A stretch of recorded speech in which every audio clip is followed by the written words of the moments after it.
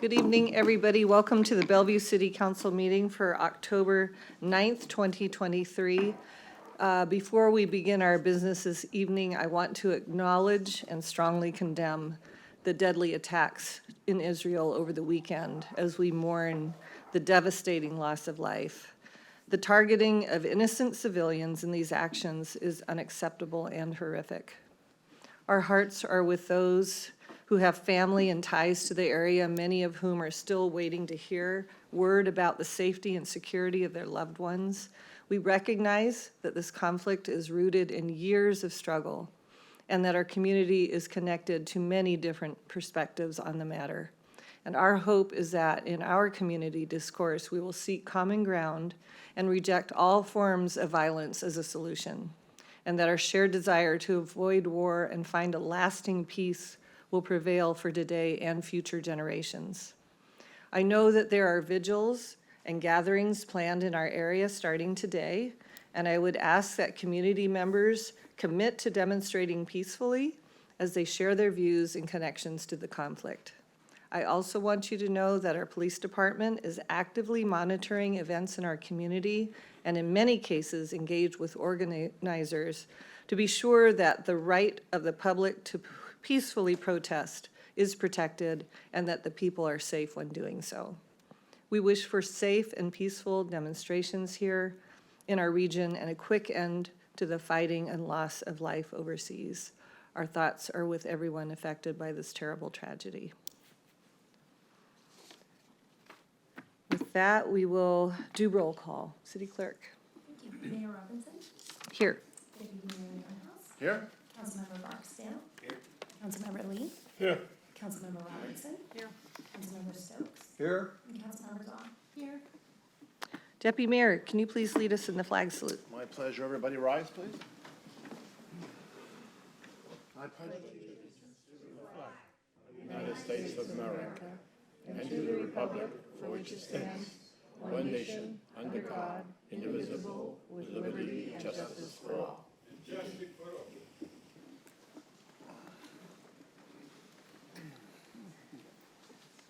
Okay, we have two proclamations tonight and then recognition of somebody very special and important. And we're going to start with our Domestic Violence Action Month proclamation that Councilmember Robertson is going to read. Thank you, Mayor. Whereas domestic violence is a serious crime affecting 1 in 3 women and 1 in 4 men during their lifetime through physical violence. And whereas on average 20 people per minute experience sexual assault, physical violence, or stalking by an intimate partner in the United States.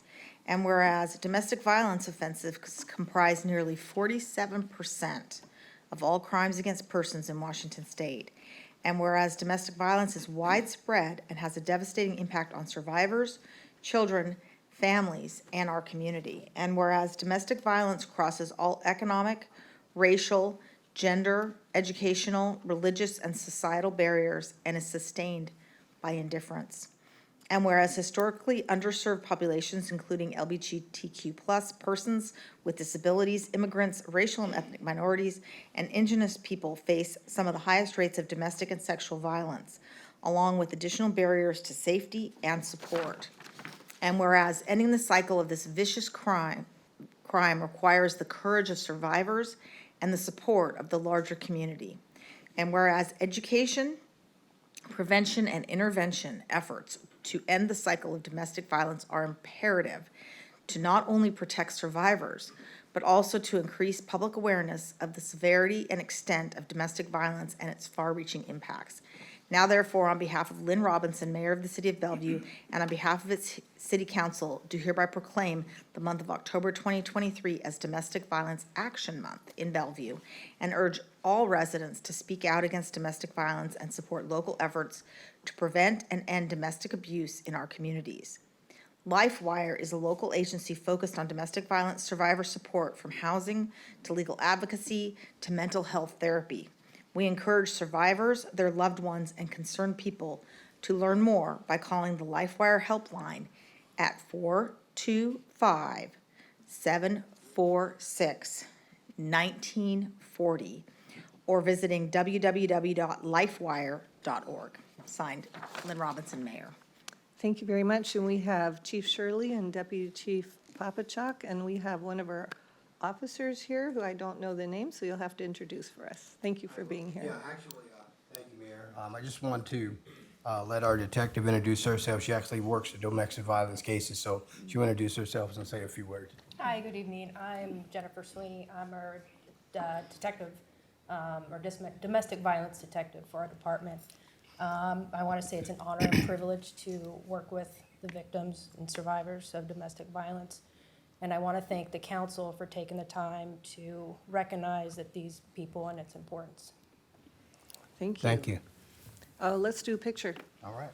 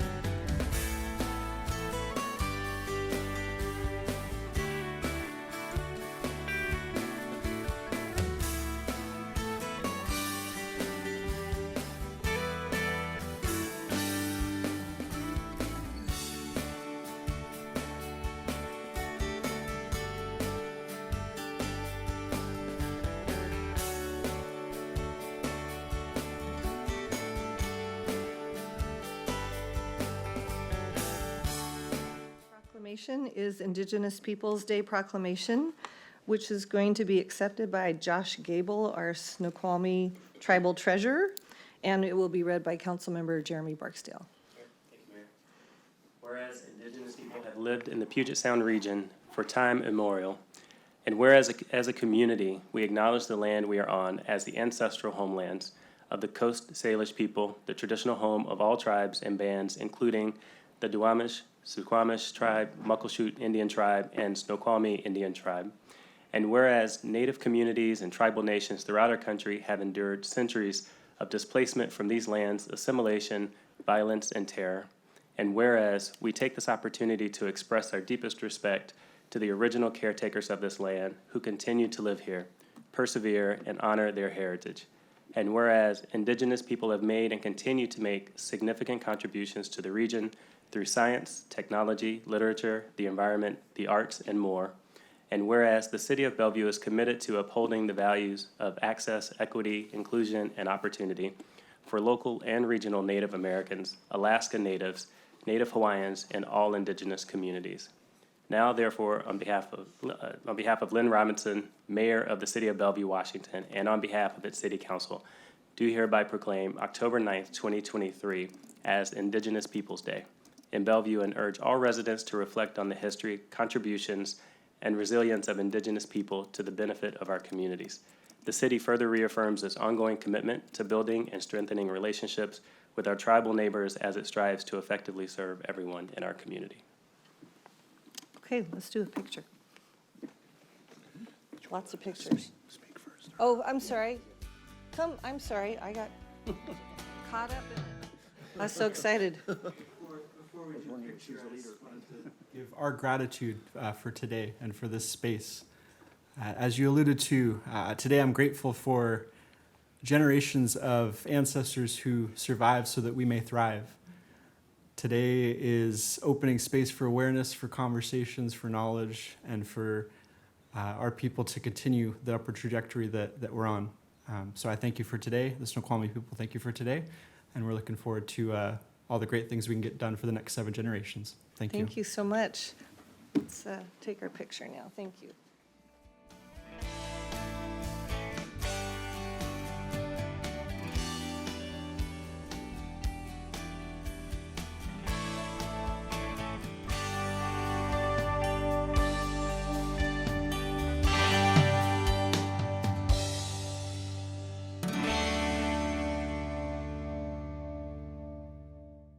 So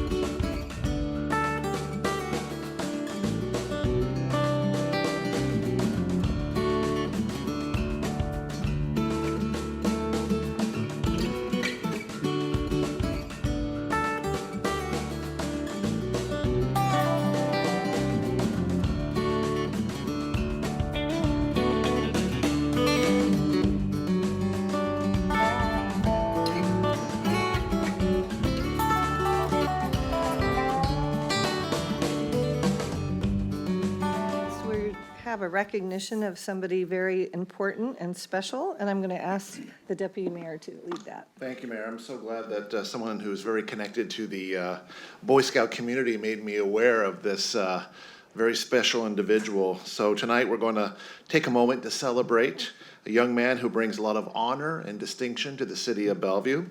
Zachary Lean, a Boy Scout in Bellevue's Troop 600, is an Eagle Scout, a rank only 4% attain, and that's just the beginning. Troop 600 has been around since 1959, but Zachary is the first scout in the 64 years of the troop's existence to earn all 139 merit badges. And what's even more impressive than it sounds, because in the 113-year history, we had to look this up to verify, but in the 113-year history of the Boy Scouts, less than 0.5%, which equals to about 550 out of 120 million Boy Scouts, have managed to earn all possible merit badges. This is something worth celebrating. Zachary became an Eagle Scout last year, but continued with scouting, earning his last badge in August, days before he turned 18. So he just got it in under the wire then, before he aged out of the Scouts. He's a Sammamish High School graduate that mastered an astonishing range of skills, from archery and composite materials to scuba diving and veterinarian medicine. He volunteered many hours, wove a camp stool, and can check a car's transmission fluid. I mean, I think we just have your middle name, Mr. MacGyver, at this point, it sounds like. And this is all what's even more incredible is that despite he was able to do all this despite having a form of arthritis as well. So Zachary also then completed a 50-mile backpacking trip as well. Unbelievable. So Zachary, the city council, the city today honors you today, but we are the ones that are honored to have you amongst us and in this chambers this evening. Young people in Bellevue distinguish themselves as scholars, as artists, and athletes. And you have achieved excellence in all ways and more with inspiring diligence and determination. And I understand that he's a freshman at the University of Utah as well.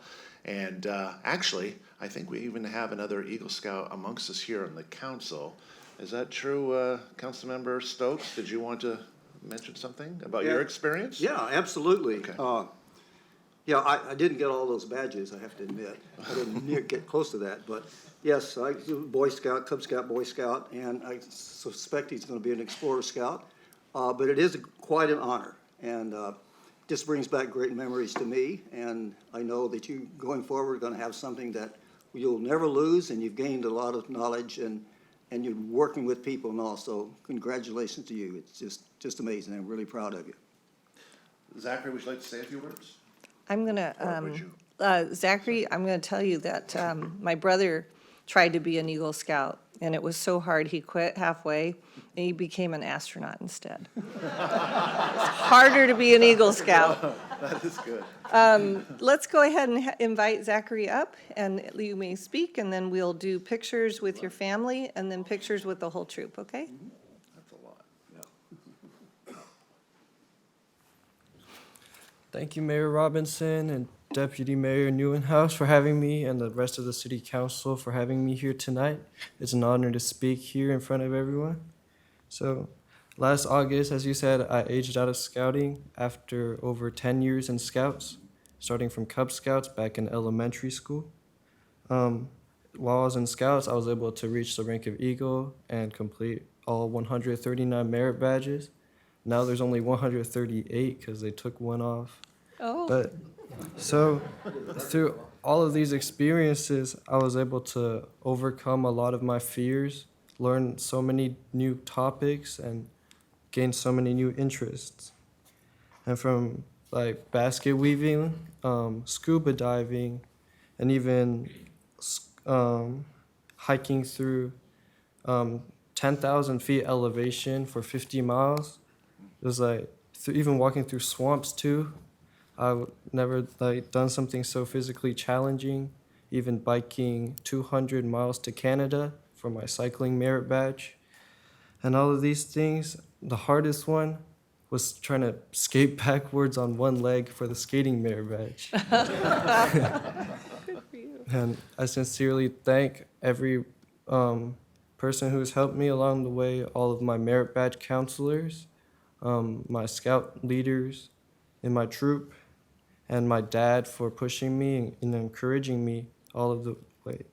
And thank you, Mr. Lee, for helping me through the speech. A few years ago, he came and talked for our troop and all the other troops in the area. So thank you so much for having me here today. And congratulations to you and also to your family, because it truly is a team effort. But we're so proud of you. Let's get a picture with your family. Thank you.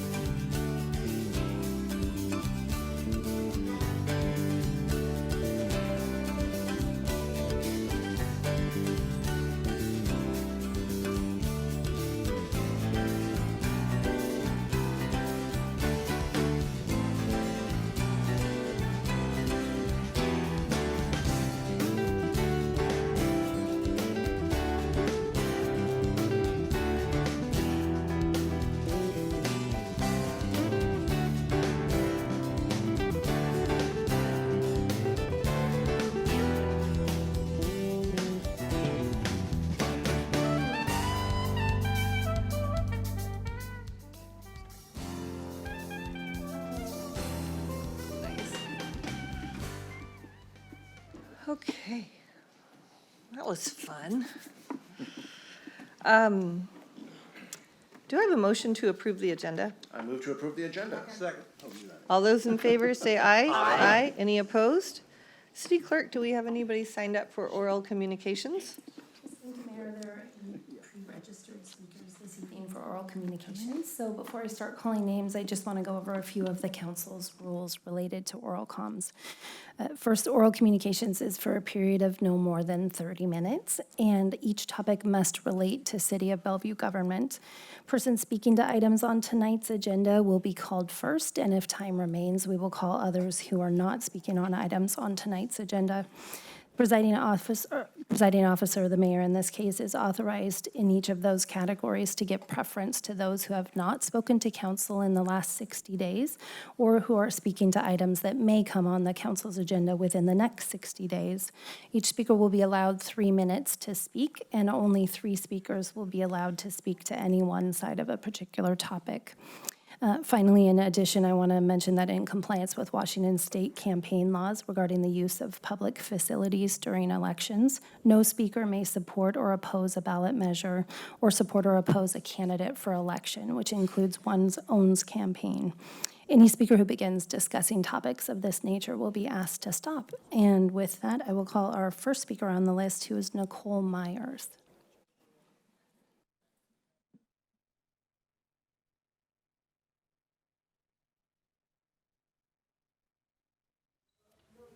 Interruption during the meeting.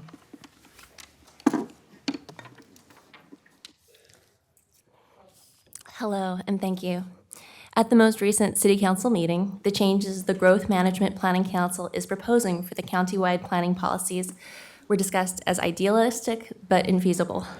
I actually believe these are also unfair to many Bellevue residents and do not align with our values of having Bellevue be a place where people can thrive. First, in the presentation a couple weeks ago, the forecast with HUD data says that a little over 40% of demand for housing in Bellevue was expected to come from 120% AMI and above households. But this plan designates only 11% of the new housing for that income group, and also only covers a quarter of the need for the other categories between 80 and 120% AMI. The same squeeze is being put on Kirkland, Redmond, and Issaquah. So if our higher income workers can't find new housing in those cities either, we can expect them to put tons of pressure on our existing housing stock. Basically, the 10,000 households making over 120% AMI for whom no housing is planned would start looking at the 1,500 units we're being allowed to build for our 80 to 120% AMI residents, and then they may decide that it's worth the commute savings to take those units. That leaves another 8,500 households bidding up the prices of our existing housing.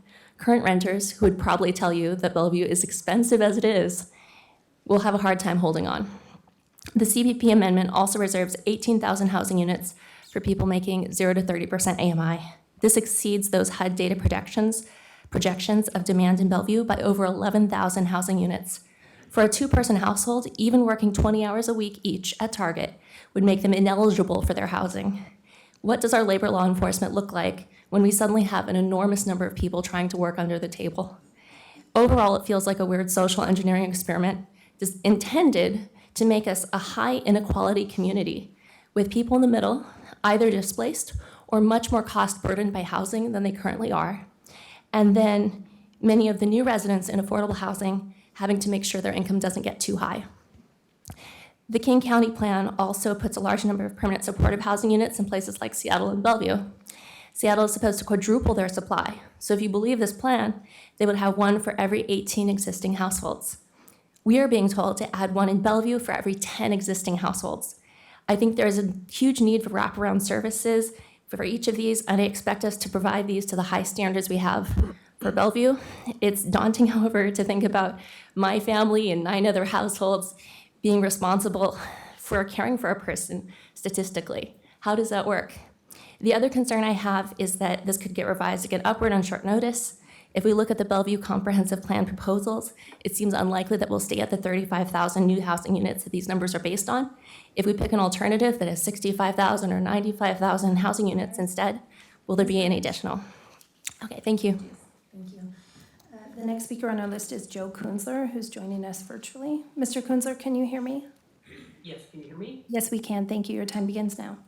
Thank you. I raised tonight not just out of concern about your crime statistics, but out of concern about culture policies regarding the rhetoric of a certain regular commenter. I call upon Bellevue to make clear that crimes committed on mass transit within city limits will be dealt with severely, especially as I ride mass transit to get around. Bellevue shouldn't be safer than only 38% of cities, or according to Neighborhood Scout, 7%, but 99% of cities. Bellevue is special. It is the land of Claudia Badass Uchi and the mayor and astronaut Robinsons, the land of Microsoft, the land of Sir Rob McKenna, Eagle Scout and legendary Attorney General, the land of the angel hero mayor who stood up to Alex Zimmerman and got him banned from the Puget Sound Regional Council for a year, restoring calm so we as a region can get back to work delivering climate justice. And in the wake of recent events, I have to say this.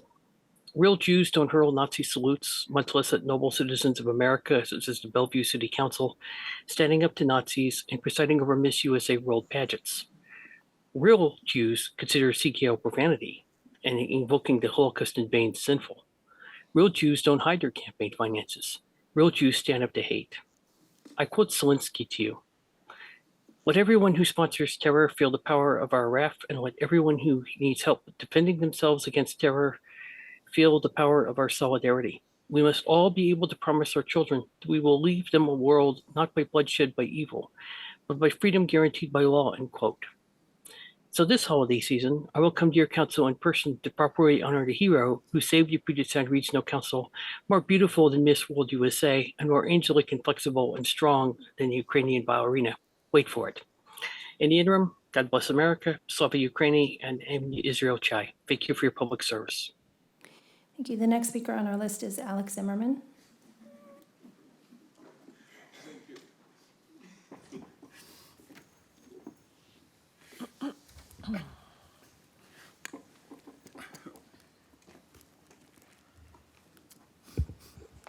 Sie Heil, a dirty Nazi, dem fascist, mafiosi and bandita who support Iranian Muslim, who right now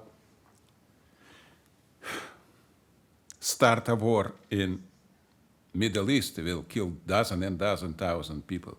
So Iranian Muslim are number one American and number one Jewish enemy. Everybody knows this. My name is Alex Zimmerman. I live in Bellevue for 35 years. I want to speak today about agenda number 6A, about crime. 35 years I live in Bellevue. I love this Bellevue. Yeah, I never moved from Bellevue. I will be dead probably in Bellevue. So Bellevue for me right now looking like Chicago in 40. In Tory, pardon. You can shoot people in street in daylight, you know what this mean?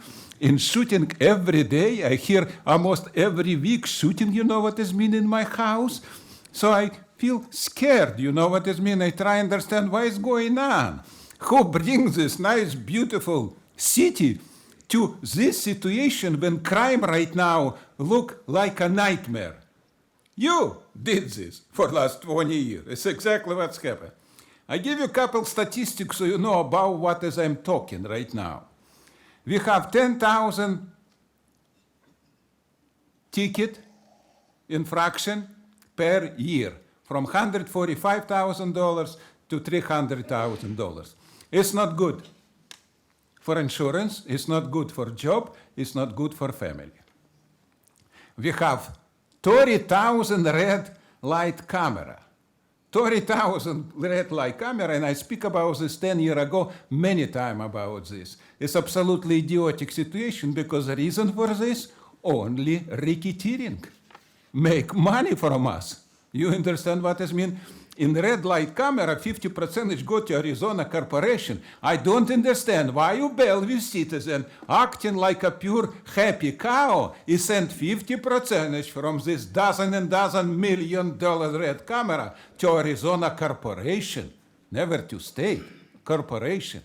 So my situation right now very simple. Guys, you know how many police hour cost this everything? 100,000 hours policemen spend for make money from us. They supposed to be fighting against crime, what is right now here. They don't doing this. No, they make money. Money more important than killing people. You understand what is I'm talking around? So I speak right now to everybody in Bellevue, you're a freaking idiot. Wake up, clean this dirty chamber from this bandita who suck blood and money from us. Stand up, America. Thank you. Next speaker is Peter Marshall.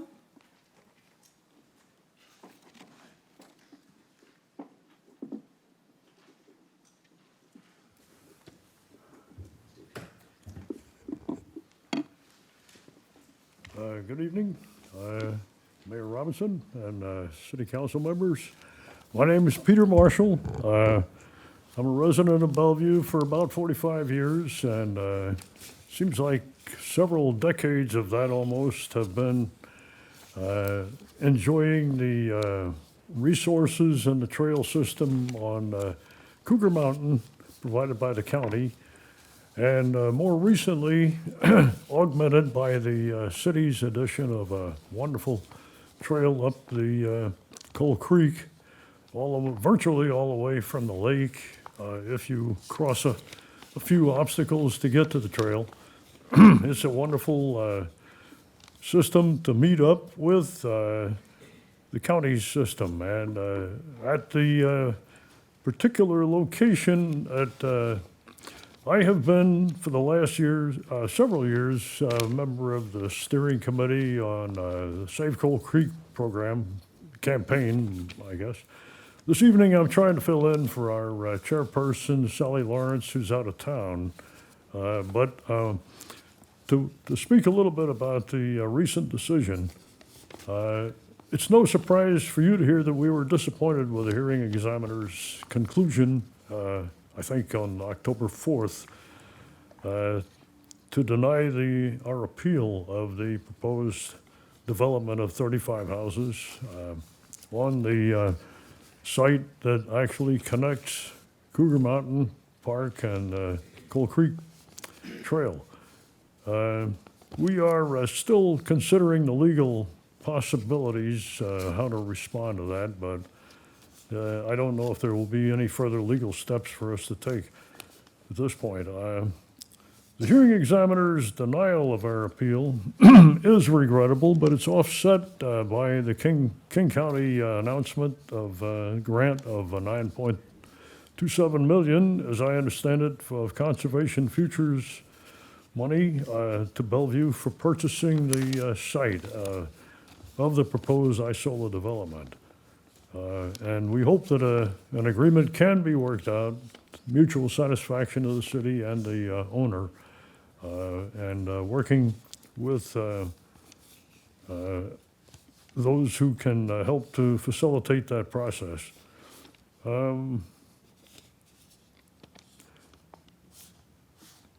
That kind of public investment does seem consistent with the city's open space, I guess it's called the Parks and Open Spaces Plan, updated in 2021.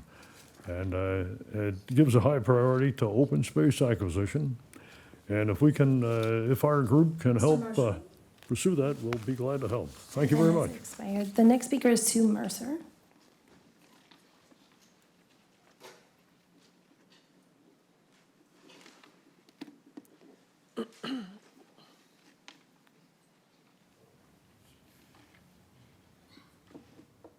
Sorry, it's taking me so long to get there. Okay.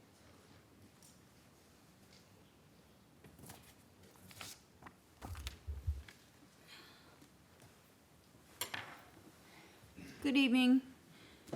I've been living in Bellevue for over 50 years. My son will be 54 the 23rd of this month, and we moved here in June prior to that event.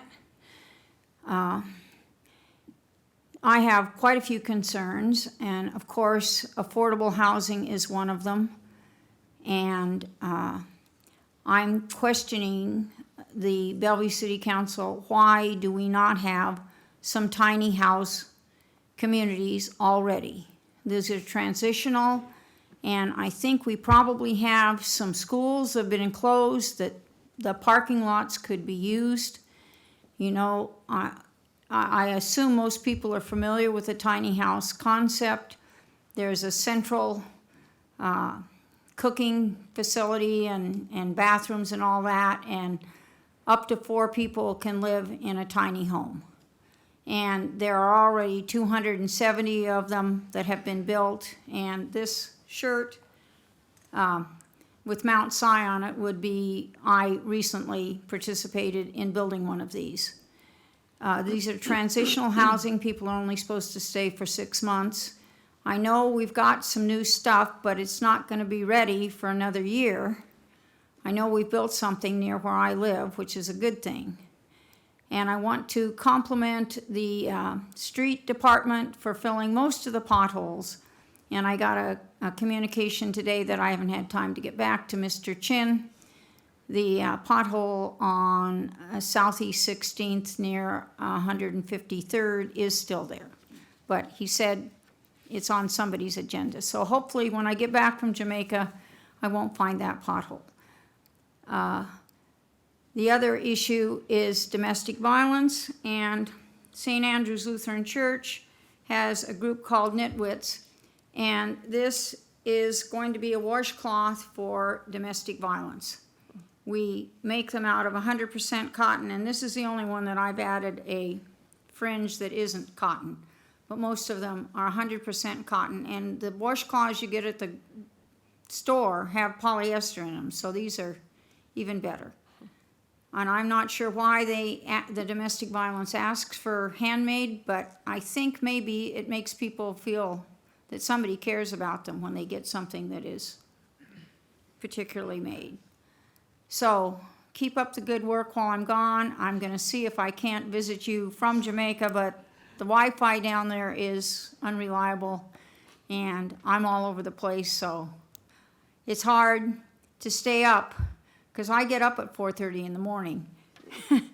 And, 7 o'clock here is 9 o'clock there. Your time has expired. Thank you. The next speaker is Elaine Duncan.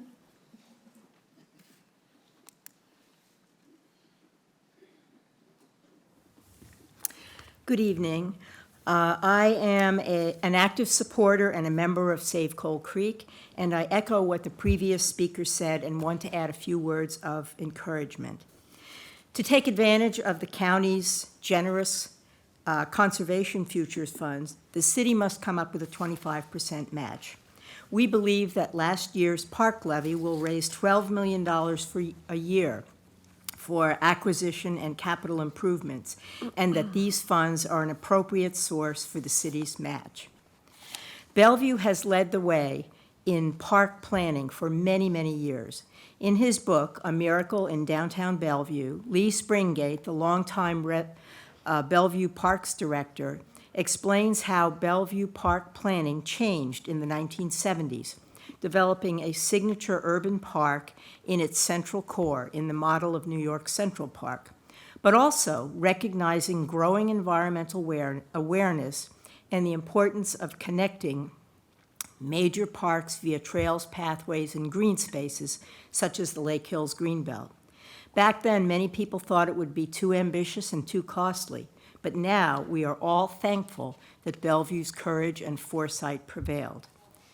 Save Coal Creek's vision for this property is to enhance a largely open space parcel, preserve tree canopy, maintain the wildlife corridor between Coal Creek and Cougar Mountain, improve trail access, and save some of our coal mining history. We envision a visitor center where school kids can see and touch pieces of mining equipment from the 1910s. We also see a gathering space where hikers can pause and refresh. But before any of us can realize these dreams, the city must first commit to the 25% match the county gift requires. Please, Mayor and council members, make this a priority while the opportunity exists. It is clear that citizens want parks and trails. You've seen the efforts that Save Coal Creek has made, and we will continue to support you all the way. Thank you for this opportunity to speak.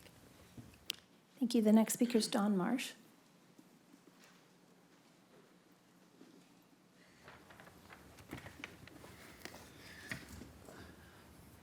Good evening. I'm Don Marsh, and I'm here on behalf of Sierra Club to expand on an email I sent to the council, city manager, and Puget Sound Energy last week. The city's Development Services Department intends to release its recommendations regarding PSE's Energize East Side project sometime in the next week or two, which will be followed by a public land use hearing on November 9th. To prepare for this hearing, we asked PSE to share a study which, according to the company, proves that the project is necessary, even though we have a large new transformer serving the east side since the most recent study published on PSE's website that was completed in 2015. In response to our request to see the updated study, PSE responded, "The PSE Energize Eastside team's efforts are entirely focused on preparing for the CUP hearing and will not be responding to such inquiries until the hearing." We then asked the Development Services Department if they had received the updated study. They responded that they weren't aware of the study. As a consequence of PSE's refusal, the city cannot accurately conclude that PSE's project is actually needed, or if it meets the requirements of Bellevue's land use code, particularly section 20.20.255, subsection D, paragraph 2C. The city must serve its residents by enforcing this code that is focused on the siting of electrical facilities. We further ask that the public hearing be deferred until 6 weeks after PSE publishes the updated study on its website. The technical details are complicated, and residents need time to engage experts to understand what PSE is trying to do. It is quite possible that better technologies exist to address the minor transformer overloads that motivate the project. For example, PSE has already committed to invest in local solar panels and batteries, which will reduce strain on the transmission system. The company needs these technologies to meet the goals of Washington's Clean Energy Transformation Act. Before we are compelled to pay hundreds of millions of dollars for a transmission upgrade, we need to make sure we aren't being double charged for redundant capacity. The public hearing on November 9th is an opportunity for the public to learn about the project and provide testimony to inform the hearing examiner's decision. However, the public cannot effectively participate in this hearing if the applicant is withholding critical information. Let's take the time to make sure all stakeholders are able to participate fully and fairly in projects that impact our environment, vulnerable populations, and future generations. Thank you. Thank you. The final speaker on our pre-registered list is Lee Sargent.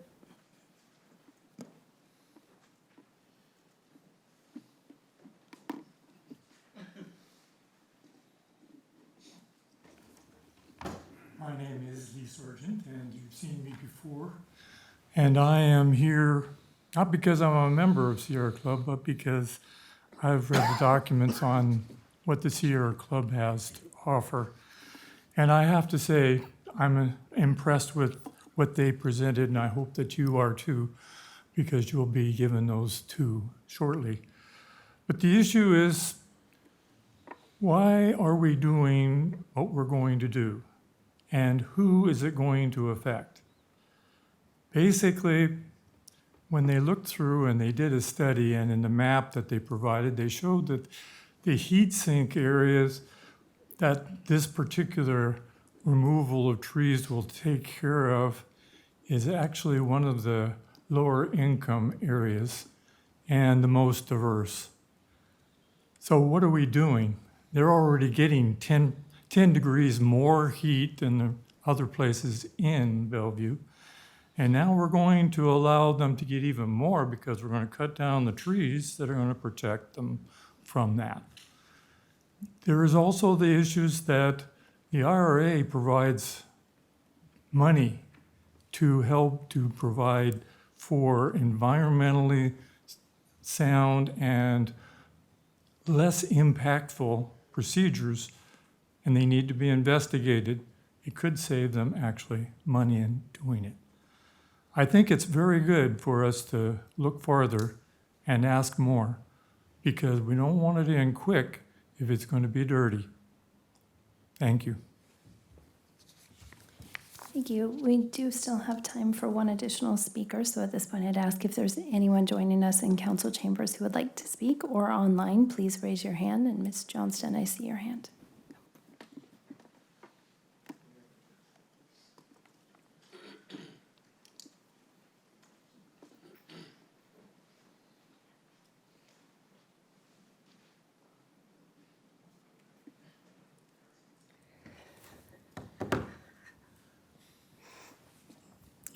Thank you. First of all, I would like to thank the council for looking strongly at the numbers that King County gave us and really not just pushing forward on those numbers, but really thinking about what's going on. When I look at the numbers, the numbers for the state show that we're going to have 91,000 homeless people to house. And our numbers, we keep talking about the AMIs, but we're forgetting about, or not necessarily you guys, but people don't hear about, is we have 6,668 homeless shelter positions that we have to fill. Now, first of all, I say, why are we going to even plan for that? Let's plan for not that. And that just means we have more housing in the lower AMIs that we need to plan for, which is already stuck at a hard position. The problem is that we can do a lot in Bellevue. The problem is we cannot become a different city. We had a different clientele of workers back in the 1980s. And we have so many tech jobs now, we can't just like kick all those guys out and bring in lower workers, because they're gonna still buy the houses near tech, and they're gonna outspend the people that need those houses. So we have to do something as a community to help that out. But we have to be reasonable about it. And one of the things that I have not seen is I'd like to see is how King County numbers also affect Snohomish County, because we're like a big group here, not just King County. Beyond planning for land use at the local level, we need to look at how we're going to plan strategically. There's a 5-year roadmap that you guys are aware of, but not many people else are aware of, to see how we're going to do this. Because right now, and the numbers that we're putting out puts Bellevue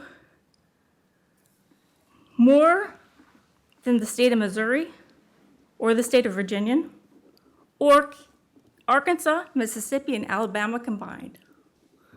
We can't plan for those homeless numbers. We have to plan for not those homeless numbers. Thank you. Thank you. Mayor, I did not see any additional hands. I'll turn it back to you now. Okay, thank you. So next up, we have the report of our city manager, and I know you have 2 presentations and an announcement. So we'll, after your second presentation, we'll do a little photo op. Okay, thank you. Mayor and council members, we have 3 items, as you mentioned, under the manager's report tonight. And the first topic is an update on public safety, including an update on crime and safety stats, as well as department strategic efforts to reduce crime and recruitment efforts in the police department. Joining me from the police department for a brief presentation are Chief Wendell Shirley, as well as Assistant Chief Andrew Popchak. And with that, I'll turn it over to you, Chief. Thank you. Good evening, Mayor, Deputy Mayor, council members. The Assistant Chief and I are here to provide you with an update on crime statistics, trends, and what your police department is doing in response to that. We know that public safety is a big topic for everyone, and so we'd like to address some of those issues and challenges.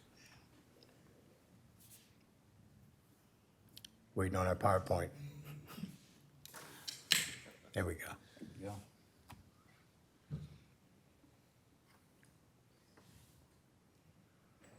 Okay, go to the next. First off, I'd like to start off with our philosophical approach to dealing with public safety here in Bellevue. And I like to use the acronym, the PI, prevention, intervention, and enforcement. And I think we use all of those different prongs at different points in time to address whether it's crime issues in our city or quality of life issues that may go on. The FBI National Incident Database, they actually use 3 categories to classify crimes for cities, if you will, and that's kind of how they measure them annually. And the 3 areas are crimes against persons, which are typically your assaults, crimes against people, if you will, violent crimes. The second one is crimes against property, That's your theft, your burglaries, things of that nature. And third is crimes against society, your drug violations, weapon violations, and other types of crimes. What I'm going to do now is hand it over to Assistant Chief Papachuk, and he's going to, the next 4 slides, he's going to go into a little detail about our data dashboard and what the crime data is showing us and how we're kind of responding to it and where we are kind of year to date. So, AC. Thank you very much for this opportunity. The first slide you see here is an overall slide combining all 3 categories. So these slides here are actually directly off of our data dashboard. So these are up to date as of October 5th. More up-to-date data can be found on that dashboard itself, and it will show all of these slides that I'm showing you today are reflected on that dashboard. So this is all 3 categories, and the slide's broken into 3 different parts. The first part on the top is actually year to date compared to last year. So as of October 5th of last 2022 versus October 5th of 2023. As you can see, when you combine all 3 categories, crime is down 13% in the city of Bellevue. The next line of the slide is actually a 5-year trend. We don't want to just look at this year, we want to look at previous years to see if crime changes in the city and make sure that we're accurately collecting our data and showing it, as well as being able to respond to crime in the city.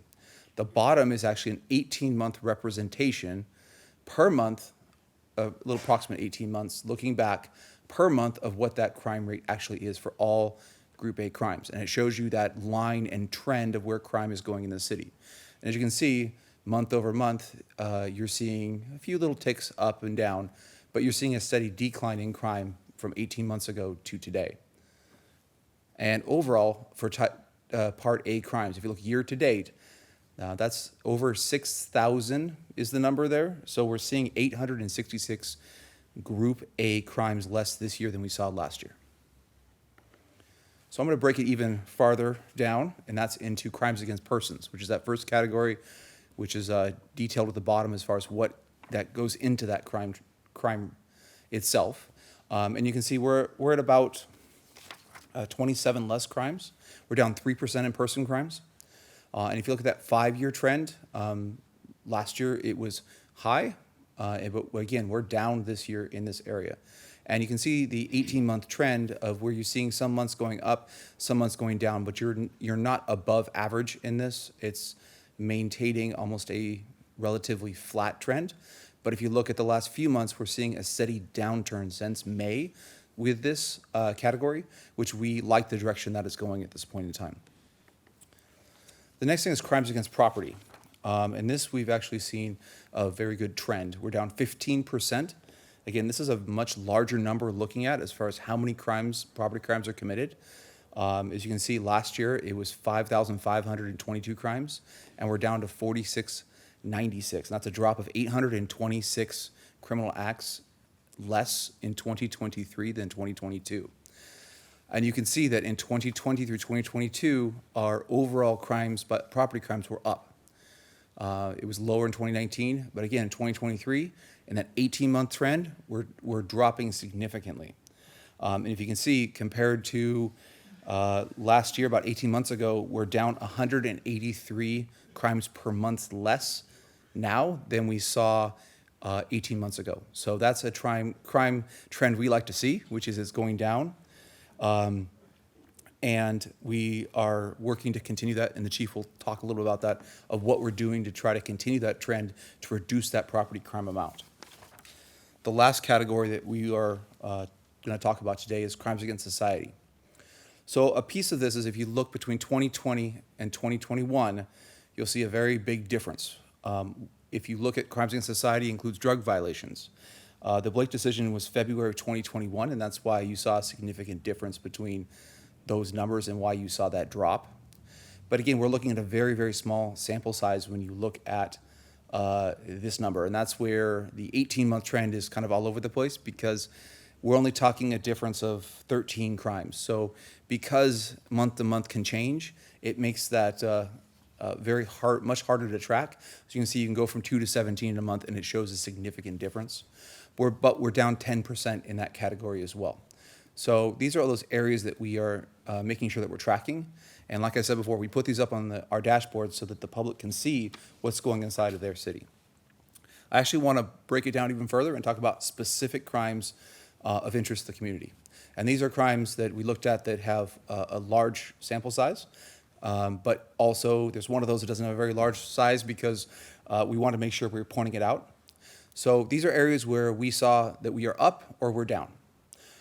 So let's talk about these specifically. Motor vehicle theft, we're up 26% in motor vehicle theft. Again, that's a trend we're not just seeing in the city of Bellevue, but regionally. Vehicle theft is a big piece here. A lot of this driven by things like unchipped vehicles, especially in some older models and some newer models. We've all seen the news about that, but that's also driving our vehicle theft rate. You see shoplifting and theft from building. I kind of want to talk about motor vehicle theft versus motor vehicle theft from motor vehicle. Motor vehicle theft is the actual stealing of the car. Theft from motor vehicles, taking things out of a car that's still there. And theft of motor vehicle parts is the removal of, for example, a catalytic converter. So we can see we're up in shoplifting, theft from building, but we're up very small amounts. The increase in shoplifting was 37. These are all year per date compared to last year per date. So we're up 37 in shoplifting. Theft of mail, we're up 17, number of 17 total year to date. But I think we need to really look at the statistics of where we're down. Homicide, we've had 0 homicides this year, which is a thing that we look at and we want to make sure we continue that trend. We want a very safe city. Second is robbery. We're down 21 robberies, and we're down 119 burglaries year to date compared to last year. Those are trends we want to continue. And a big piece here is the theft of motor vehicle parts. The catalytic converter theft, we're down 280 crimes compared to 2022 year to date to 2023 year to date. So these are all those areas I really want to get very specific about because they're important to the community and important to the council itself, I believe, because all these are areas that the community needs to be aware of. And this is data that we put up. We want to make sure the public's aware of. And I'm going to hand it over to the chief so we can talk specifics about what we're working on and what we're doing to make sure Bellevue is safe. Thank you, AC. So real briefly, I just want to talk about some of the crime reduction strategies we kind of use year-round to address issues in our city. As we've already talked about, our crime data dashboard, and that's available to everyone. And I certainly encourage people to go online to the Bellevue Police Department's website and take a look at that to have some interesting information in there for you. We also base our responses, if you will, whether it's proactive or reactive, based on crime analysis and data-informed information, right? So we use data, we use officers' experience, we use community input and feedback, we use jurisdictional trends that we see, all combined to help us to deal with public safety issues as they relate to Bellevue. We have ComStat meetings where we regularly meet and talk and strategize about things we're seeing in the region and in our city. We have a full-time crime prevention coordinator. That's part of that prevention intervention. And she does a wonderful job going out into the community, setting up events and crime prevention tips as well. We also are part of a couple of regional task force, the Attorney General's Organized Retail Theft group. We are part of that. And that helps us work regionally as it relates to some of the shoplifting and the organized retail theft that we see. And we just stood up our Community Crisis Assistance Team, CCAT, which I like to commend the council for supporting and funding, and that started September 1st, and it's doing very well, and we're sure we'll come back later and talk more about CCAT. And the last piece I'd just like to talk about is our community engagement efforts. Anytime you're dealing with public safety issues, it's just not one entity in the city, right? It's the community, and it's all of us kind of working together. So we really enhanced our sector captain program, where we have a captain assigned to each section of the city, and we break it into 3 sectors, if you will. They've created a newsletter that we distribute quarterly now, and community meetings where they can go into the community and listen to the issues and concerns of the community. One thing we're real happy with, we've just started business retailer meetings. We had one already. We're about to have a second one in a week or so, and that's where we bring retail stores together, managers, loss prevention, and we sit down and we talk about what issues are they having, what issues are we seeing, And then there's some shared collaboration about responsibility with the end goal, right, of reducing retail theft and shoplifting and really taking a zero stand on those types of issues. And so we're going to continue to have those kind of meetings, and I think they're going to pay dividends, and they're already paying dividends. But that partnership is critical. We also do crime prevention through environmental design, right? And that's free. We can come to your home, to your business, and kind of look at your layout and recommend safety things. Spider program, I'll just say that it's a new app that we just started, and basically anyone who calls 911, automatically they can opt into this program, and then they can give us feedback in terms of our performance and how the officers responded, which is invaluable. And lastly, our advisory councils. I certainly want to commend them for their leadership and their advice along the way. Lastly, I know retention and hiring is an issue nationwide for law enforcement for a number of reasons. And I just want to say a few things about that. Certainly, I'd like to thank the council for approving the recent contract for the Police Officers Guild. I think that puts us at the top or right near the top as it relates to pay and benefits. I can tell you currently we have 26 vacancies, currently. However, with the current contract and our aggressive campaign, we're putting in different bonuses, hiring bonuses, relocation reimbursements, and our aggressiveness with our nationwide campaign on recruiting. I think we're going to be fine. I will say this. We don't take everyone. For example, since May, 5 months, we've had over 255 applications. We have about 40 different background packages currently, right, that we're going through. But we can't hire everyone, and nor should we. We could probably fill all our vacancies tomorrow if we just hit the checkbox. But we're not going to do that, right? It takes some time and a little patience, but we're going to get there for sure. Lastly, I'll turn it back over. And Yes, so I That'll wanted be to it. speak a little about our jiu-jitsu training. So it's something that our training cadre has been working very hard recently. It is both a recruiting tool as well as good training for our officers in both their skills and ability in the field, as well as de-escalation of doing it and thinking about law enforcement differently. And why I bring this up specifically is the City of Bellevue Police Department is now the only Gracie Jiu-Jitsu certified police department, the one and only. That's it, the one and only. And part of that For is now. for now. Someone else will copy us. That's true. But right now, I can say we're the only one and only. Cairo 7 did a news story about the training we're doing. It's about bringing an innovative look in law enforcement, and that's what our trainers are doing now. And that acts as a recruiting tool. It's doing your job, and it brings people in that shows that we care about the officer, we care about the community, and we're willing to put the time and effort in to train our officers properly. Chief, I'll hand it back over to you. so I will end with thanking the council for your support of the police department, and I certainly want to commend the men and women in the uniform who do the job every day, who are out there now doing the job. They work hard, and they love taking care of the city, so thank you very much. Thank you very much for the great presentation and everything that you do for the city. Okay, thank you, Chiefs. The next item under the manager's report is a good news item. Specifically, it's about a prestigious award we've just received. Bellevue recently received an award in the graphic design publication category from a national organization which honors excellence in local government communications, marketing, and resident government relationships. The winning project was the Planning for Housing Guide, which was a joint effort by the Community Development Department as well as the Information and Technology Department, and was reproduced for the Comprehensive Plan Update. Joining us at the table this evening is Mike Otterman, the Director of our Community Development Department. Mike? Thank you, City Manager Miyake. Good evening, Mayor Robinson, Deputy Mayor New, and House members of the council. I'm often singing the praises of my community development staff and also for the excellent work done by all of the outstanding staff here at the City of Bellevue. So it's particularly gratifying when we get outside recognition of the good work that's been done. As Mr. Miyake mentioned, we did receive a national award. We received notice of this just last week. It's from the City County Communications and Marketing Association, or 3CMA. It's for excellence in local government communications, marketing, and community engagement for our graphic design publications category. We were selected out of over 200 entries for the award, so we're very, very pleased with that recognition.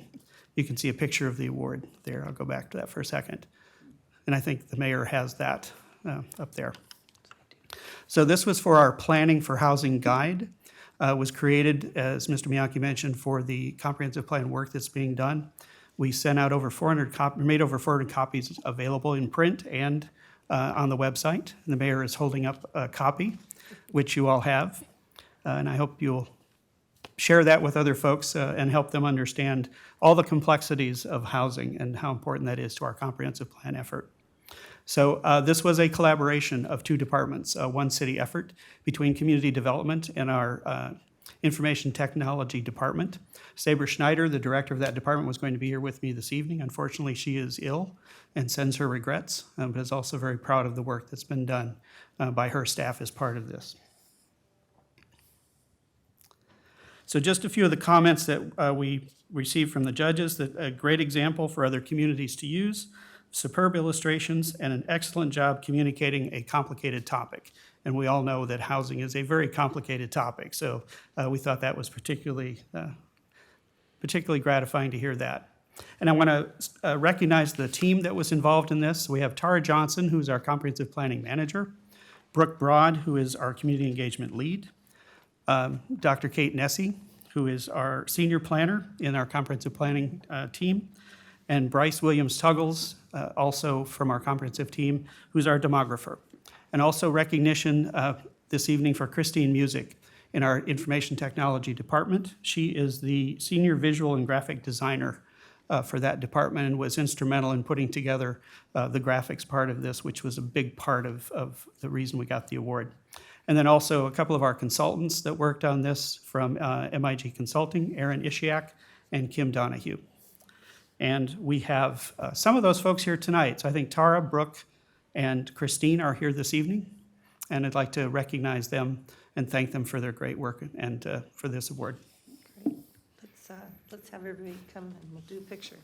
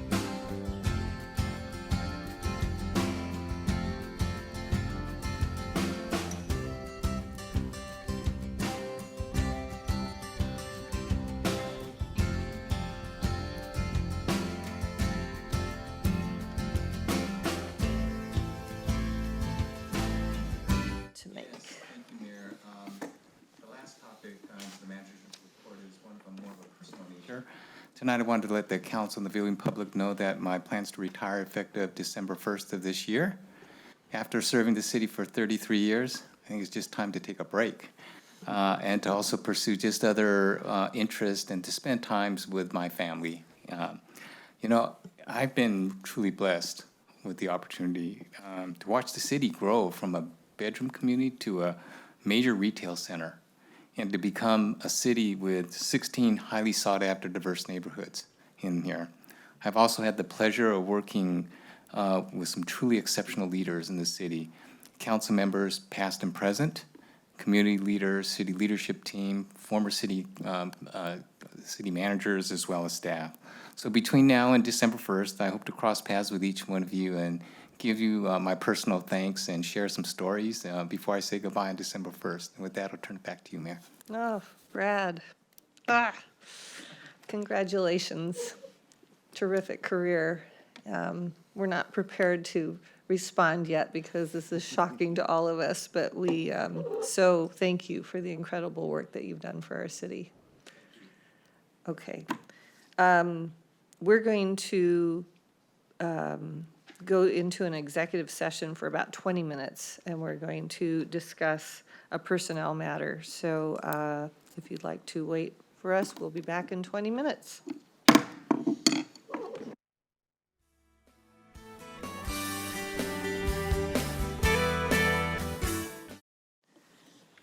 Okay. Is there a motion to approve the consent calendar? I move to approve the consent calendar. All those in favor say aye. Aye. Any opposed? Okay, we have 2 study session items. Mr. Miyake, would you like to introduce? The first topic is an informational update on the city's affordable housing strategy implementation. By way of background, our last update to the council was in April of this year. Since then, a lot has been accomplished. Tonight, staff will be updating the council on the progress of the 2017 affordable housing strategy, including the effectiveness of programs and highlights of the current work plan. This presentation is informational, and no direction is being asked of the council this evening. Joining us at the table tonight are Emil King, Planning Director, Linda Abe, Affordable Housing Manager, Lucy Zapone, a Senior Affordable Housing Planner, as well as, is Nick Whipple there? Yeah, there he is, Nick Whipple with the Development Services Department. And with that, I'll turn it over to, is it to you, Emil? Okay. Thank you for the introduction, City Manager Miyake, and good evening, Mayor Robinson, Deputy Mayor, and members of council. Tonight, we're here to provide a semi-annual update to council on our progress to implement the affordable housing strategy. This is a high priority of the city, and we have staff representation from community development and development services here tonight to provide a comprehensive update to you. I also do want to introduce Lucy Zapone. This is her first visit to the city council. So she's a new senior planner focusing on affordable housing work for the city.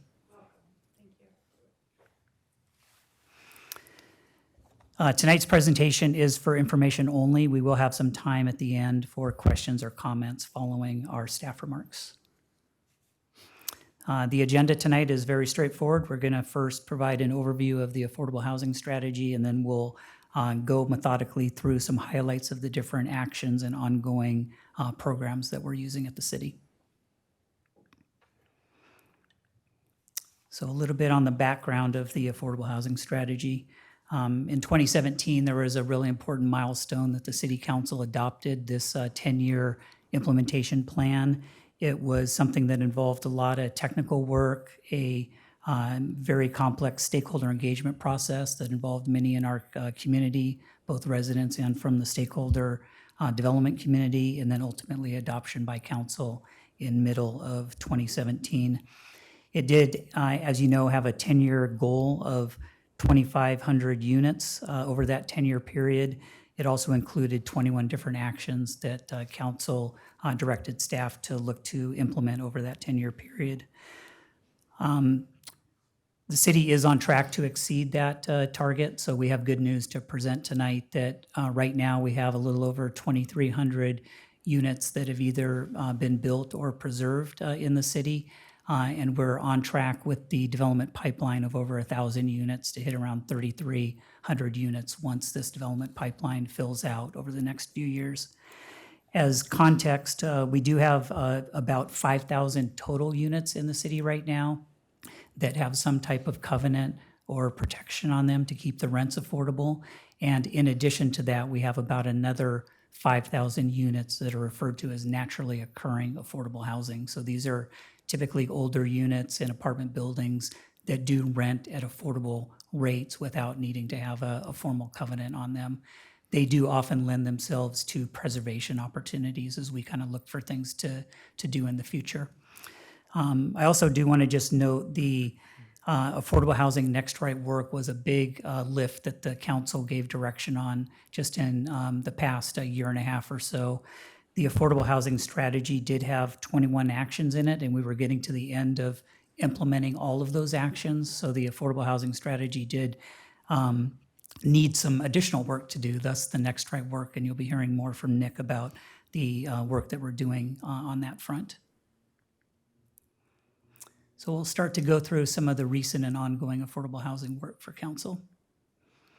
The first one I want to go into some detail on is the comprehensive plan periodic update. This is a big update we do for the overall comp plan every 10 years.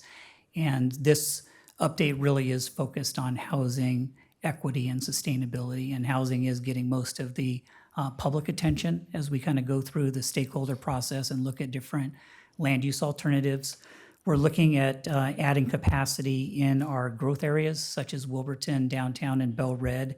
And this would include both market rate and affordable housing in those areas.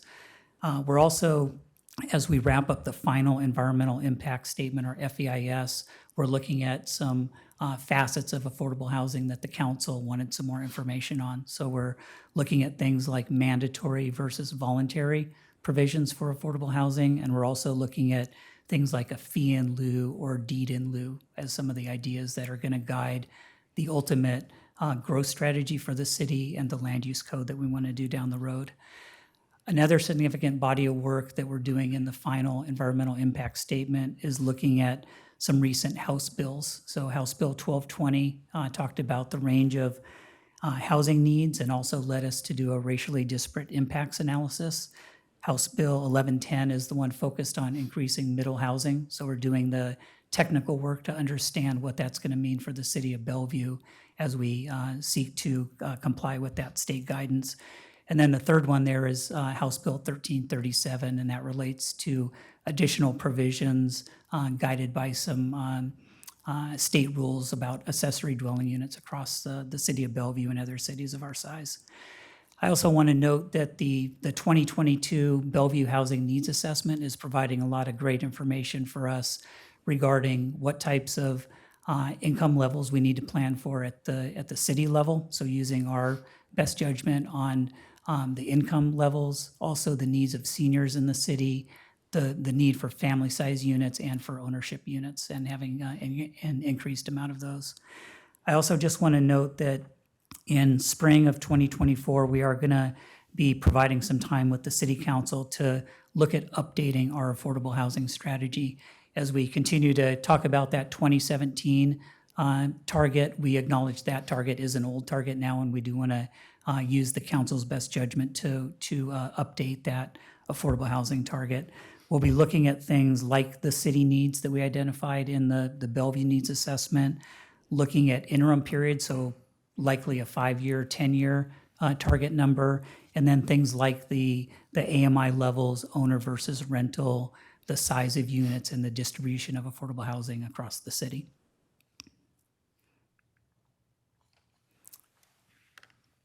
All right, and so then transitioning to the next right work, as Emil mentioned, this was a pretty significant lift, involved a lot of stakeholder and community input, council leadership, as well as cross-departmental collaboration to really bring forward the number of amendments that we've been able to have council successfully adopt over the past 15 or so months. As Emil noted, it does, the next right work was intended to build upon the affordable housing strategy. Back in July of 2022, the council did select 5 items that they wanted to have staff begin working on. And where you see those tick marks is where we have been able to have a successful adoption of those items. So beginning with the micro apartments land use code amendment, I'm happy to report we do have a project in Belle Red that has now taken advantage of the micro apartments code. It is under review. It's looking like 180 or so units are proposed as part of that project. And then the increased floor area ratio for residential development. So phase 1 was the IOC, the interim official control that applied to the downtown area. We've had 4 projects that have vested to that interim official control. It is set to expire in November. And phase 2 is going to be addressing the larger geographic area of the city, so our mixed-use areas throughout the city where we're looking to increase the floor area ratio for residential development. That will align with the comprehensive plan periodic update process, as much of the environmental work is being completed as part of the EIS. And for simplifying and expediting the permit process, this council has adopted 2 ordinances, one to maximize our SEPA categorical exemptions, so that is one form of streamlining the permit process, and as well as aligning city code for unit lot subdivisions. So this would make townhouse development more predictable as it moves through the permitting process, and those code amendments were adopted this past August. And then Development Services continues to work on internal process improvements. We have a dedicated team in our land use division that is going to focus on reviewing of affordable housing projects. And then moving up to the reduced fees for affordable housing, this is a program that is now available for affordable housing projects. And then at the mid-buy is when there would be a budget allocation for that item. And then we have a misplaced tick mark with encourage middle-scale housing. So it was actually phase 1 that was completed. We went in order. So phase 1 relates to the accessory dwelling unit reform land use code amendment. So that was for attached accessory dwelling units. There were a number of barriers that were identified by the community and stakeholders. The Planning Commission worked hard to address those barriers, and you all adopted that land use code amendment this past summer. So a lot of progress has been made. And we'll go to the next slide to see where we're going to continue our good work on housing.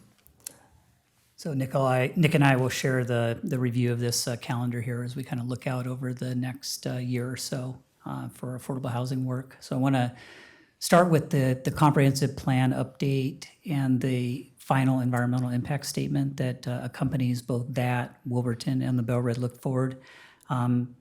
Based on the scope of that FEIS, we are shifting that out a few months. So you can see in the yellow box up there, I'm noting that the comp plan FEIS is shifting from a fall 2023 to an early 2024 published date.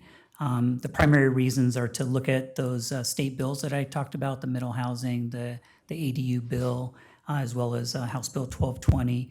And in addition, do some of the affordable housing options work that council had requested, as well as look at the tree canopy and transportation analysis. So we just wanted to note the difference there. I know council is aware of that change, but want to make sure the public and stakeholders know about the shift as well.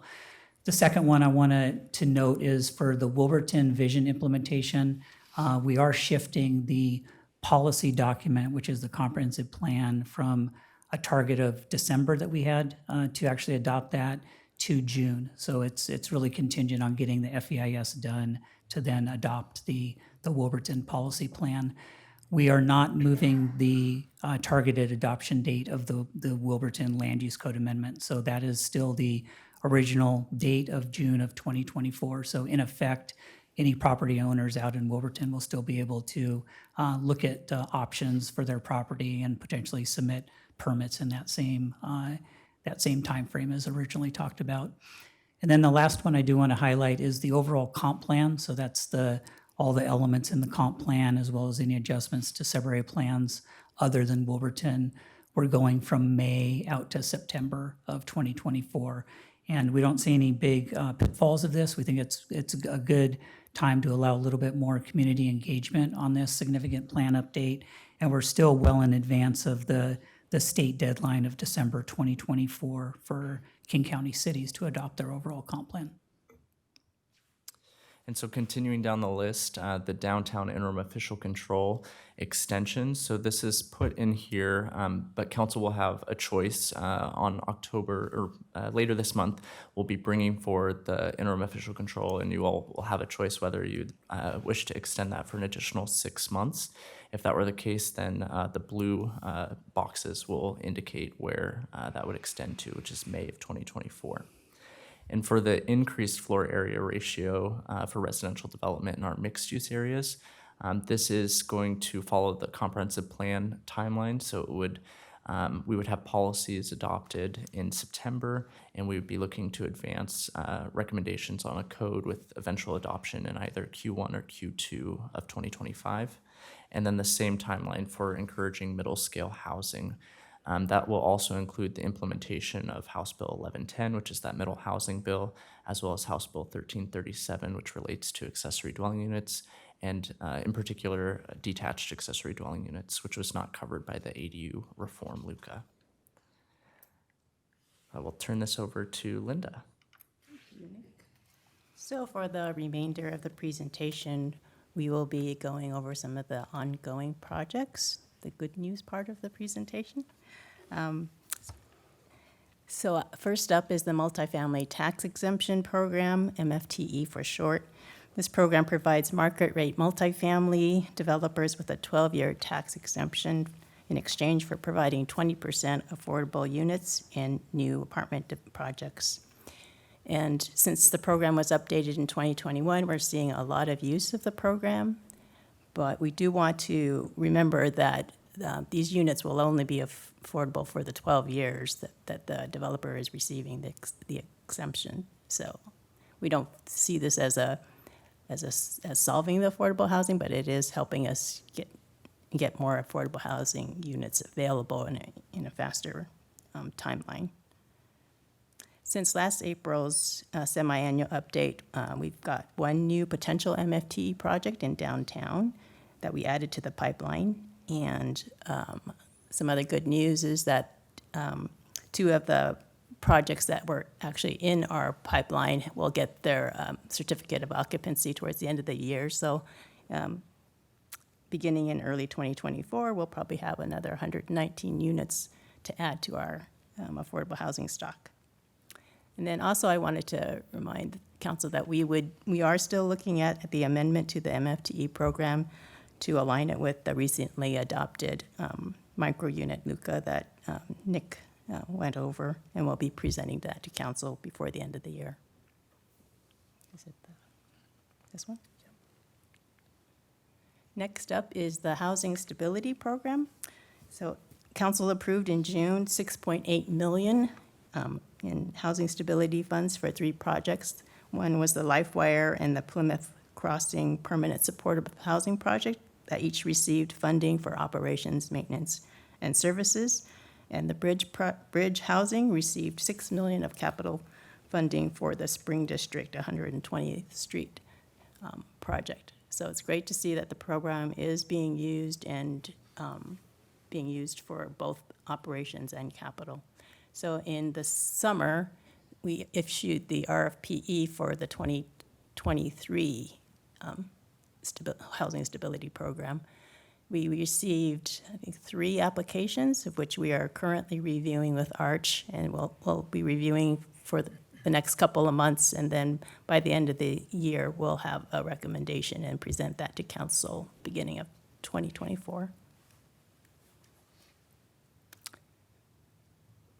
Next, I wanted to just go over some of the development partnerships that we've been looking at.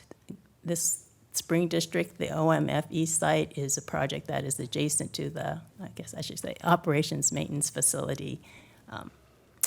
And it was a Sound Transit surplus site. And so currently Sound Transit is working on the purchase and sales agreement to convey the land to Bridge Housing, which was the selected developer for the project. And then they will have funding, pretty close to getting full funding for the development. So the intent is that they will start construction in 2024, fall of 2024.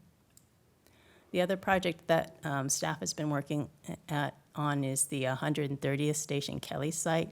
This is the site adjacent to the 130th Sound Transit Station. It's about a 1-acre site. Staff have been looking at developing a program and feasibility for looking at how many units we could actually fit on the site. But the intent of the project actually is to create a mixed-use development that will include art spaces so that we can actually use this development as a catalyst for the arts district. The intent is to eventually use a public-private partnership model to partner with a developer to develop this property in the future. And I'm going to hand it to Lucy. Thank you.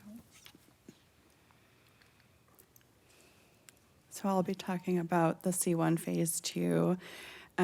We have reached out to 36 organizations that were identified as eligible sites to be rezoned, and we're gauging the interest of putting on a workshop early next year to give them some more information on what they could do with their sites. Currently, there are 2 projects performing on Action C1 that are moving forward. St. Peter's United Methodist Church, which is located on 4.68 acres that the council rezoned to AH2 R15. And with the density bonus, 80 to 100 units of affordable housing can be built on the St. Peter's site. Their congregation has started reaching out to prospective affordable housing developers and intends to select a developer by early 2024. And the other project is Jubilee Reach, who are actively working with different facets of the city to explore ways for optimizing the number of units they can create. They are working towards a plan that will create about 85 units of affordable housing, with most of the units at 50% AMI. The target population is families residing in Bellevue with children who attend the public schools that are receiving services and support from Jubilee Reach. On the next Eastgate campus, the Porchlight Men's Shelter, which opened this past June, provides 100 shelter beds, and it's just one part of the Eastside's plan to address the needs of all people experiencing houselessness. Porchlight's outreach coordinator works with and receives referrals from CCAT, the CARES program, and Overlake Hospital. Each night, the emergency shelter is at 99 to 100% occupied, and the day center services are being utilized consistently. Those services include access to resource referrals, showers, laundry, clothing, hygienic products, and meals. Plymouth Crossing Permanent Supportive Housing, which opened in July and provides 92 apartments, currently is about 50% leased up, and Plymouth's lease-up process is deliberately slow, and this is to allow time for the housing case managers to get to know each of the incoming residents so they can set them up with the services that fit their individual needs. A handful of people have come over from the Porchlight Men's Shelter as well as from the Sophia Way organization. And we're all looking forward to the opening of spring 2024 for the Polaris Workforce Housing. And with So that concludes our presentation, Mayor, and we're happy to turn it over to you for any comments or questions. Okay, thank you. So no decisions to be made. Does anybody have any comments or questions? Councilmember Barksdale. Thank you, Mayor.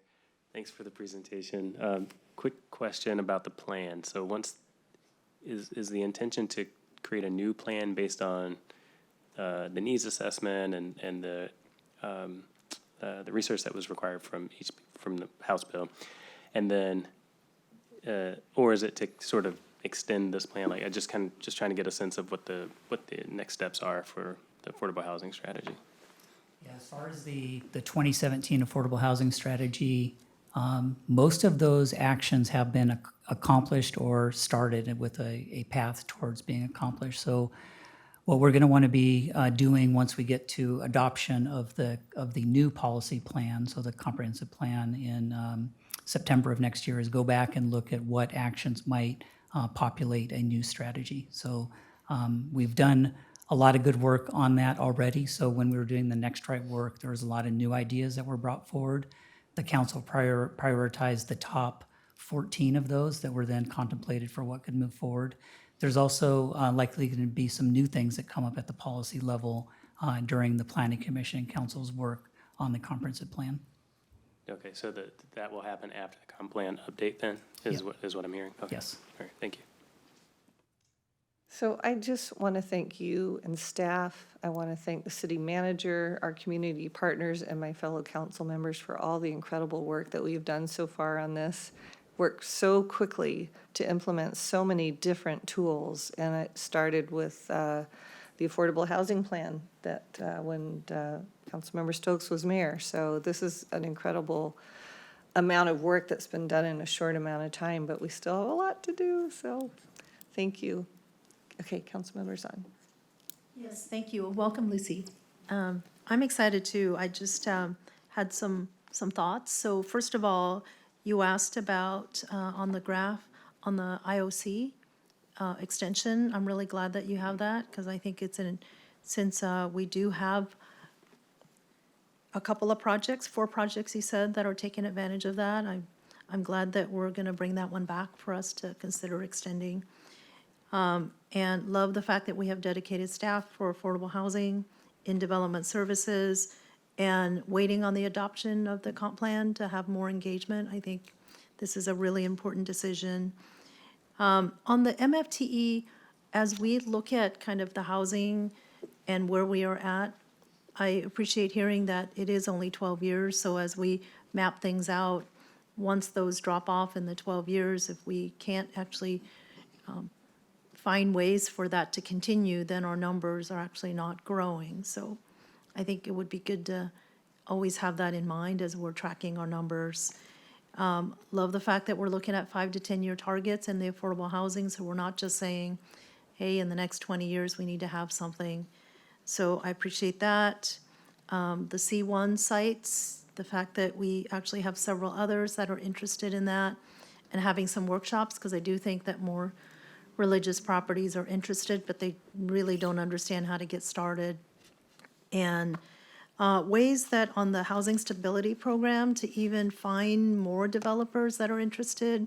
I know we've been doing this for a couple years and we have 3 applications and it seems like every year we're just having a few applications. It would be great if we could, you know, what would it take to get more developers to be paying attention to this and providing the applications, because we can bond against future revenues and move even faster.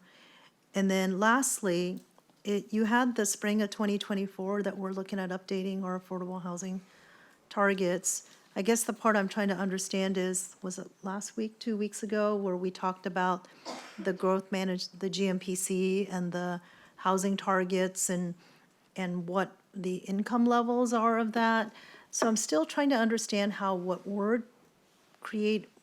our plan shows for affordable housing levels, how to actually align or reconcile the difference between what we're seeing as GMPC targets that we're getting that we talked about 2 weeks ago with our plan. Because, you know, we talk a lot about the plan the work the plan, and I'm still not clear about how we align those misalignments. So if you could talk about that. Comments, Councilmember Zahn. I do want to give a response for that last one about the work of the Growth Management Planning Council and the countywide planning policies. So it's really important just to note again that the countywide planning policies have a statement of need that they allocated for Bellevue. So need and a target that the city wants to do are different things. So I just want to be clear about the terminology. So when we do come back in spring of 2024 with council, we'll be talking about what council wants to do to update its target. And we do have a need statement that is in the countywide planning policies. We also have Bellevue's needs assessment that we can go over again when we come back in spring as well. So the key thing is needs are different than a target.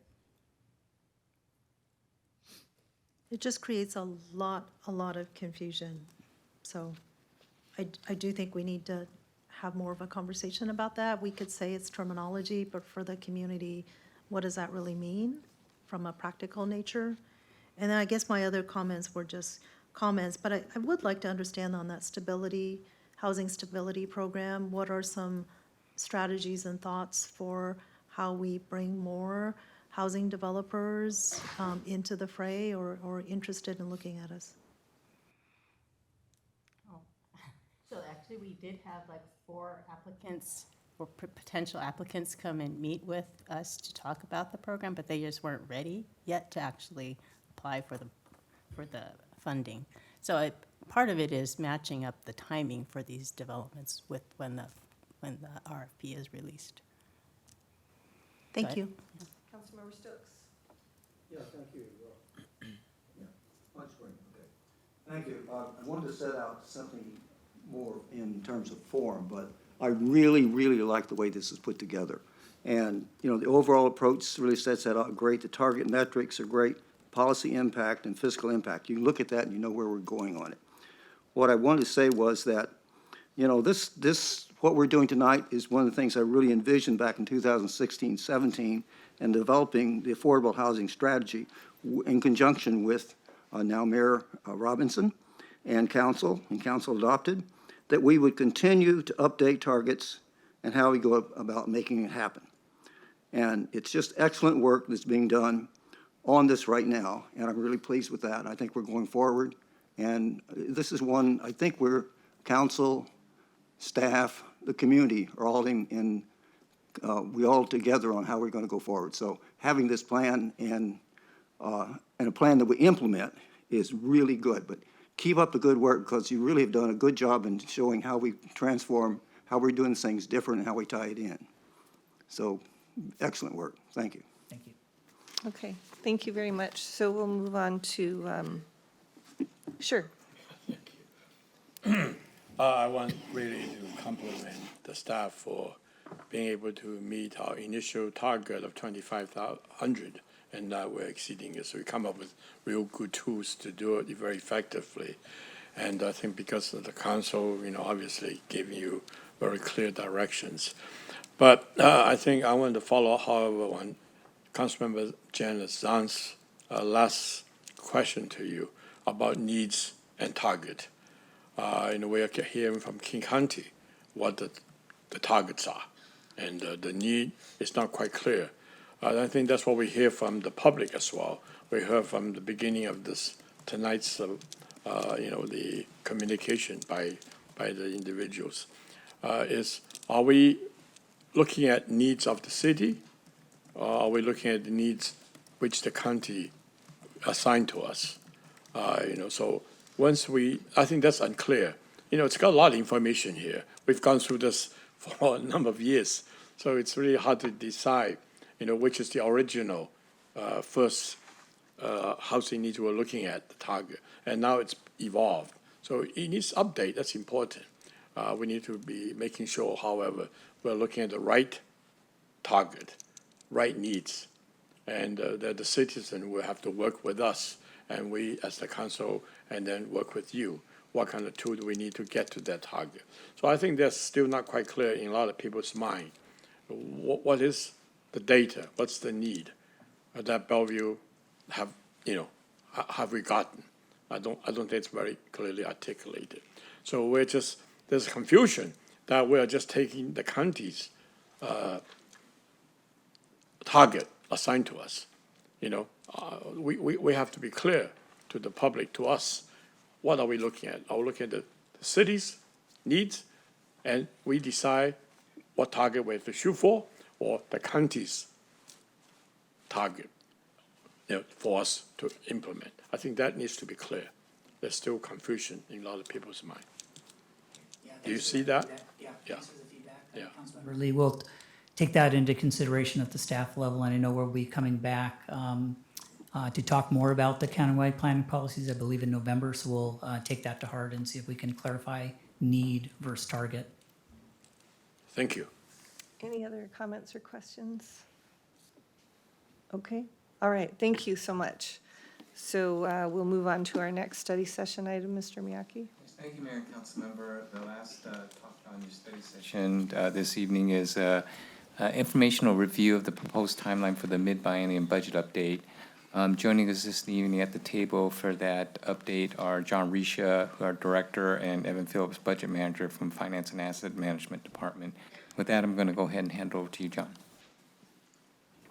Thank you, City Manager Miyake. Mayor, Deputy Mayor, Council members, it's my privilege to welcome you to my favorite time of the year, budget season.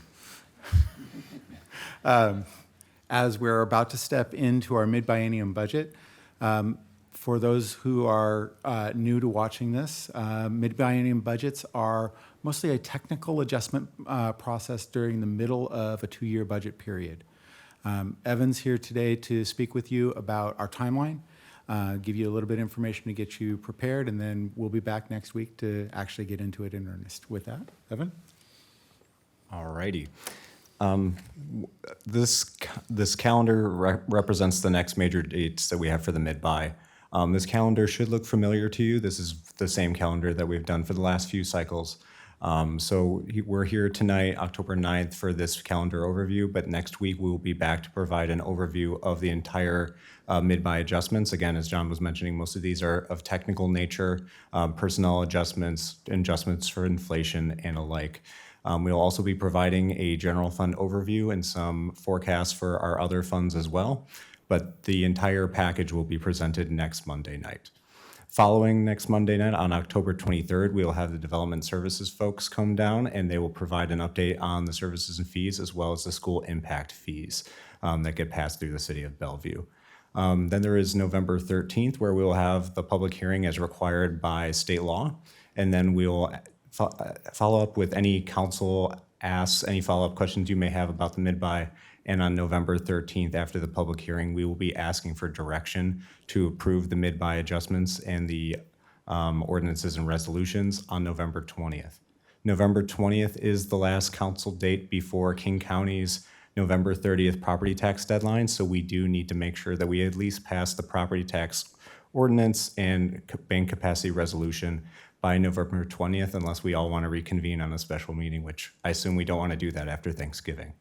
So November 20th is our target date. That is what we're driving towards. But of course, if you all have additional items that you would like to explore, while the mid-buy is technical, that is your prerogative as well. So let's go through on the next slide about what things we would be adopting as part of this package. So as I mentioned, there's a 2024 Development Services Ordinance. Along with that go the school impact fees where appropriate within our jurisdiction. We also have the 2024 Property Tax Ordinance. As you may remember, the 23-24 operating budget, in 2023, there was a 2% property tax adjustment, 1% was councilmanic, 1% was bank capacity, and it also assumed a 1% councilmanic increase in 2024. So this would enact the policy intent of the 23-24 operating budget. Along with that, we also want to preserve our bank capacity with the 2024 property tax bank capacity resolution. And then there's the umbrella 23-24 mid-biennium budget ordinance, which covers all of the technical changes across all of our operating, special, and capital funds. And of course, if there are any other actions directed by you all, that would be as part of November 20th's adoption night. So with that being said, we look forward to seeing you next week to discuss the mid-buy overview. Great. Thank you so much. Are there any comments or questions? It's just informational only. Okay, and if anybody has extensive questions, we can always email people and staff. Not an extensive question, just one question. So you talked about technical updates and whatnot. What I didn't see in here, are we gonna update our revenue forecasts? Because that was from a year ago and, you know, the economic climate changes. And so I just want to make sure that that's actually going to be part of what we get. Correct. We will have a revenue update across all of our funds. We will dive into the general fund because that is probably most pressing for most folks. But we will also, as attachments, provide some forecasts for our utility funds, our parks enterprise funds, so the golf course, tennis courts, aquatic center, those types of things, as well as the development services fund. So there will be the general fund that we'll spend some time on that next Monday night, but also we will have attachments for some of our other funds as well. Okay, perfect. It was probably obvious, but it wasn't necessarily worded that way, so I just want to make sure. Thanks. No, these are interesting economic times. We want to make sure that you're all well informed. Okay, great. Any other comments or questions? Okay, let me make sure I haven't missed anything. I don't think so. We are adjourned. Thank you.